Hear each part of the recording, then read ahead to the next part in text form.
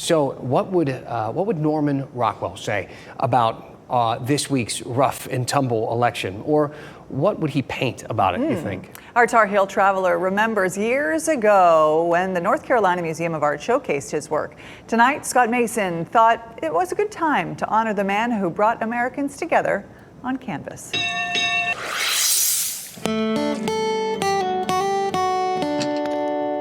The themes of American life in the 20th century. Themes of family, children, innocence, and loss of innocence. They're very complex images. And yet Norman Rockwell is revered for the simplicity of his images. Things that we remember, very much memories of our lives, moments of which you were a part. But moments, too, of distortion, deep introspection. And that's what makes Rockwell, I think, a much more three-dimensional artist than people give him credit for. The artist himself painted himself, painting himself. A three-dimensional portrait with layers of perception. He does have layers, and some of the layers are a little troubling. Norman Rockwell spent much of his life in New England, and unlike his images, suffered a lonely and unhappy childhood. He was also not a terribly good father. And yet his paintings are homelier than apple pie. I paint life as I would like it to be, Rockwell once said.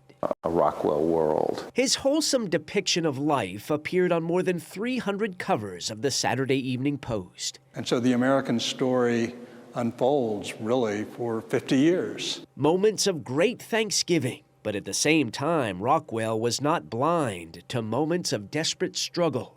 Murder in Mississippi, and Rockwell's The Problem We All Live With. Powerful, beautiful at the same time, engaging, and is truly a chapter of American history. But it does also indicate how complex a figure Norman Rockwell was. Mr. Sentimentality, his work both dismissed as cliché and embraced as life, a friendly world, but in Rockwell's hands, layered with subtle complexity.